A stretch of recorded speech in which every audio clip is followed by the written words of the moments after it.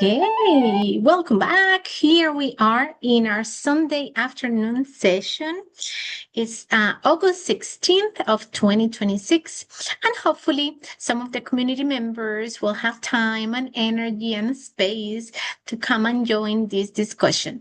In this If no one comes, we'll do a 15-minute record video to continue advancing. And remember that you should review the bylaws in detail before you sign up to participate in this international congregation of science and spirituality. So let us take a quick look at chapter number 7. And I'm Dr. Velazquez. Let us see where I can position myself in this initiative and where you think you could position yourself if you so desire. And remember, this is a movement that we're starting now. We're still learning. We're being very flexible. And as time progresses, we're going to be more rounded and established in our understanding and our presence. In the common goal. What is the common vision, mission, goal? Do you believe in the power of community? What is spirituality for you? What is your role in life? And some of these existential questions around functional illnesses, functional health, intercultural exchanges, international fair trades, mind, body, emotions, spirituality. And when it comes to the other way around, because we remember that is an interrelated web. So spirituality, how it influences mind, body, emotions, and everything material. And that's where we are. Of course, we have other organizations. This is religious. We have other non-religious organizations, for profit and non-for-profit. And we're still early on in our community development, in the recovery phase of many people who we care for, who we try to help and support, who are sick, and also cultures from Africa, cultures from America. They are still trying to understand, pick up, wake up. It's a new age, a new wave of consciousness, and it takes time to wake up from a dream, as dear master, Coca Master Manuel Seminario says, co-author of the book Free Coca Now, Freedom to Our Sacred Life. So administrative bodies. So the people who will be leading, administering, and governing the organization. So the organizational and deliberative. So we think and we organize. Structure of the congregation and its Brazilian and its regional headquarters should ideally be composed. These regional headquarters, being these English-speaking headquarters that we're trying to organize, being it in South Africa, in Australia, in Europe, or in the United States, should ideally, the organizational and deliberative structure should ideally be composed of at least the following administrative and government positions. Okay. And then we divide it in.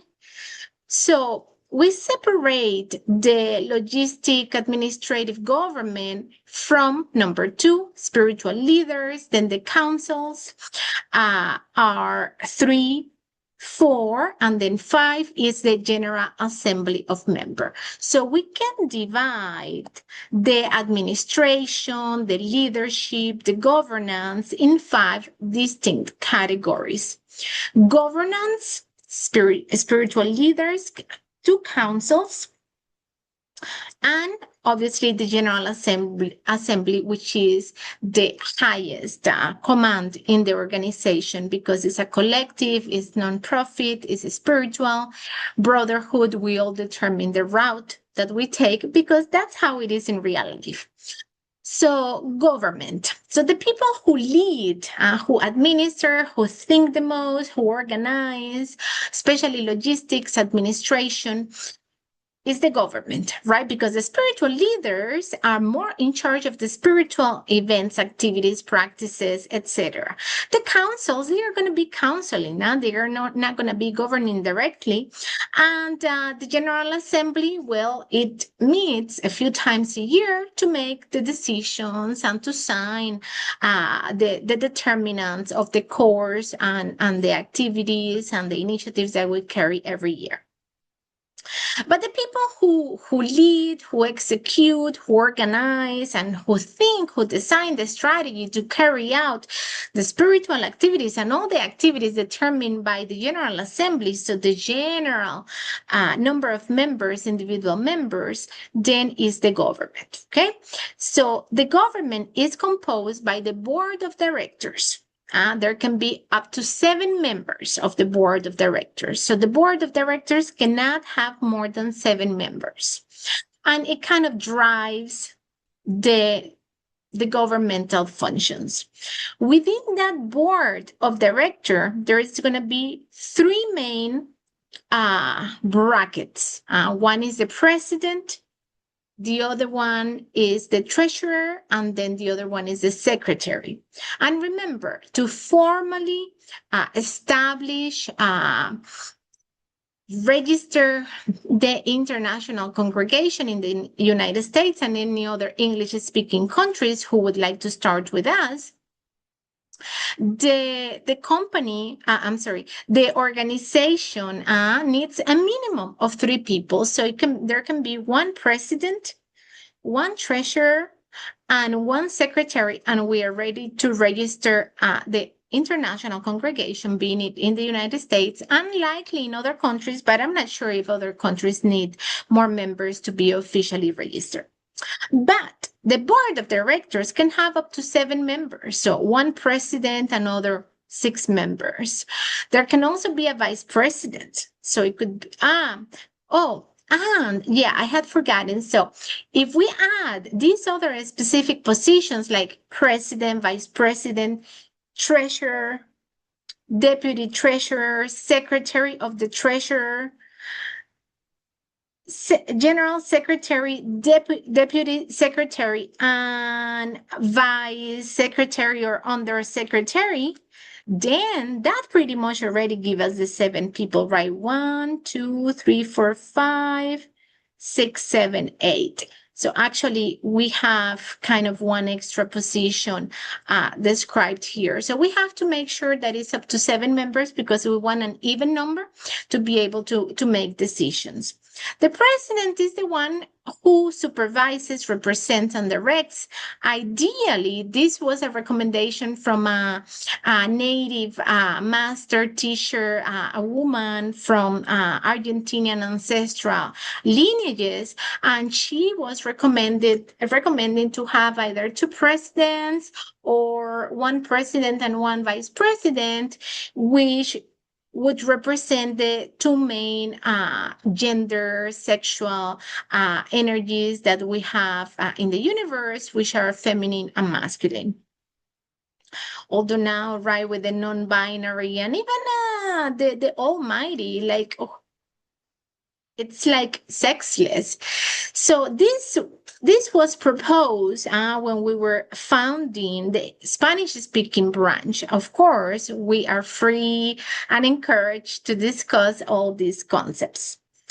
Then, okay, let us move on and see these positions in detail and also see some of the other paragraphs and articles within chapter number 7.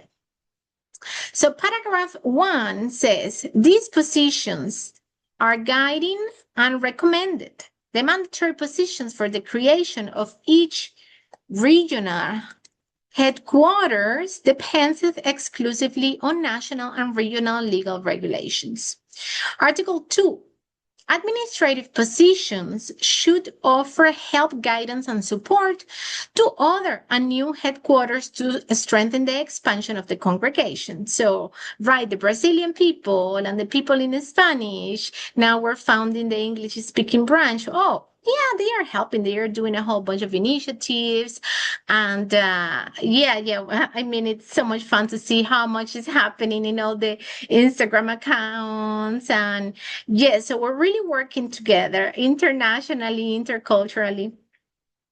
Article 2, and I'm sorry, no. Uh, Item number 1. Oh, yeah. So we can help one another, but people can be considered, so administrative bodies, individuals can be considered at fault if they serve or work more for another headquarters than for the headquarters where they are assigned the governmental position.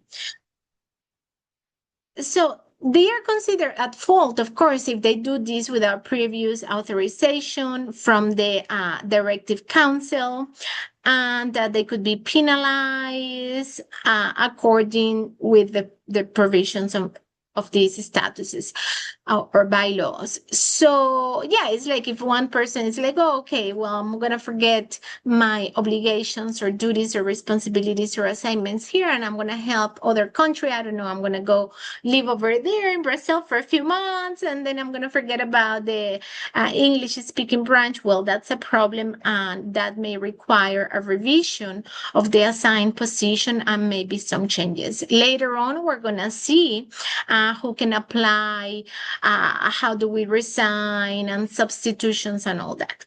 Article 3.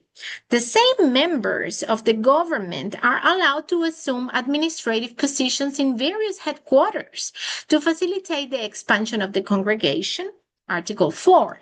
Each administrative section reports to the Board of Trustees and the General Assembly of members at least once a year, right? So accountability and reporting and updating and all that, it's important. Yeah, trying to work the least and accomplish the most possible. Paragraph 1. Reports, minutes, and others must be presented in summary by physical or electronic means to the of the highest efficiency within 15 days after each meeting. So we have to report. Paragraph 2. Voice notes, videos, photos are also considered valid. Paragraph 3. The recorded content must contain enough to convey, what was discussed. Article 5, and you can pause the video and read it by yourself. The International Council, composed of at least one senior representative from each headquarter, shall meet annually. That's so much fun to have an international council of members. Shall meet annually to discuss, review, revise, and adjust the international functions and plans of the congregation. So we're going to be moving always internationally. So we have international governance, we have regional governance, we have smaller branches, and so on. Article 6. Occasional differences, problems, or disputes involving governmental or administrative positions will be reviewed and dealt with in a hierarchical order, step by step, and continuing forward until there is a resolution. Continuing forward until there is a resolution. By number 1, so any problems will be first brought up to the attention of Council of the Wise. Okay, Council of the Wise Men and Women and non-binary. Number 2, Fiscal Council. Number 3, Board of Directors. Number 4, President. And number 5, General Assembly, until a given problem is satisfied. Section 1. Now, Section 1 talks about the General Assembly, which is the totality of the members, and it's also called the Members' Council. And what does it say? Well, it's the supreme and sovereign body and the highest authority. So we're really trying to do a democratic system. Huh? How is this going to work? This is so much fun to test it within ourselves, right? Because we go through so many of these tests, like families. Are families democratic? Neighborhoods, buildings, communities, schools, where we work, right? So now we have an opportunity. And, well, I have been the proposal of these integrative methodologies, mind, body, emotions, spirituality, environment. And I always, say how we're combining the best of scientific and social sciences and spirituality and all these wonderful fields of knowledge. Okay, well, now let us see in real practice. And of course, there are some things that depend on the theory and what I put forth. But there are many other things that it comes to each one of you and to the collective as we unite, if we unite. Because look, today I have been here in the two meetings, by myself. But it's okay, right? It's about having faith and continuing to move forward and trusting that if this is meant to be, if this truly has a good goal, and if we are in resonance with what is and what must be, then it will happen. If not, it may better not continue if it's not aligned with the greater purpose and the greatest whole. Article 1, number 2, the General Assembly, the Members' Council, elects the president, members of the board and councils, and other administrative teams. So it's the majority who is going to elect everyone, and that's also fun. Let us see our elections. Elections are always like the most shy producing events that I have participated for me and for others. So the General Council and the Members' Council is composed of the founding and contributing members of the congregation in full service, in full exercise of the rights, including voting, specifications, differences, and similarities regarding who is a founding member, who is contributing, who is non-contributing, all that it's lower in the bylaws and also in the internal regulations of each chapter. Let us see, we may do 25 minutes today in this session. Specification, okay, 5. Other benefits, functions, duties, and responsibilities are in the internal regulations. 6. During the General Assembly, only founding and contributing members in full enjoyment of their rights will have the right to vote. Paragraph 1. The International General Assembly or International Members' Council is the highest authority of the international congregation, ready to play, composed of representatives from affiliated institutions and their members in full enjoyment of their rights. Paragraph 2. Depending on the geographic, administrative, and cultural needs, there may be a national general assembly, a regional general assembly, a general assembly for each chapter. So we can organize ourselves more locally based on our true needs. Individuals and study houses must be officially and or affiliated as chapters to be considered part of the congregation, because we are looking to make a lot of amazing things happen, and you have to be registered to participate. Paragraph 3. Oh, I forgot to translate this one. Each chapter can possess its own organizational structure if it so desires, or by legal order or ordinance, being able also to be governed and helped by other branches, regionals, especially older ones, and founding branches. I am getting tired. I like when it's more of us, so we can I can shut up and other people can talk, so I don't get so tired. And I like to listen to you. So I think I'm going to stop here on article number 2. So we reviewed a little bit of the administrative bodies. We are going to continue whenever the universe decides on the section in red where we left it, which is talking about the International Assembly, which is fun. And then always here on the left on the screen, you can see everything that we have left We are on page 17 of 59. The importance is for the process to be joyful, to be fun. I miss you. Try to come and make it. And I'm here at your service, at your service. But of course, to serve you, we have to connect. So many ways always to connect. There are free events, there are courses, there are skills exchange, there is WhatsApp, there is email, and we have so much going on. I think it's mainly how many really, really active members we have. I think we should all think about it, right? How active of a member you are. And I think we all have moments where we are very active and participate and do more things. And there are other moments where we retrieve and care for our families, work. And I think it's every conversation, every contact, every exchange,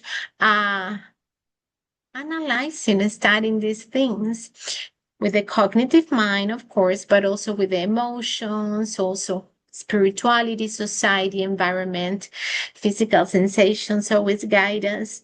And yeah, may I serve you well. May I be able to do some good things? Because I think that's one of the existential needs and uh, seeks things that we're seeking to satisfy, right? Being of service to the world. Also, what Maslow, the Maslow pyramid, the Maslow describes as self-realization, self-actualization, where you feel that you have realized your life's mission. So count me in to partner. I count you in to partner up, because the things that we are observing and interested, at least me very much so, are very, very large current societal problems that are affecting us at a personal level, and mother nature and the environment and societies, which then reverts to us. And these are purely spiritual concepts.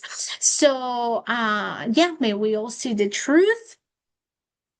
Om Tara Dutara Ture Soha. May all the deities from all spiritual lineages, Virgin Mary. So I mentioned Tara, right, from Buddhism. What other feminine energies? Virgin Mary. And then we have so many virgins and saints and angels and archangels. And then you have animism, and then you have shamanism, and then you have it from Siberia, from Australia, from Asia, from Hawaii, from the Americas, the Native Americans. And then you have, oh my God, it's like so rich and so nice to talk about many blessings from our ancestors too. May we understand, may we learn, and may we apply. Big hugs. Talk soon again.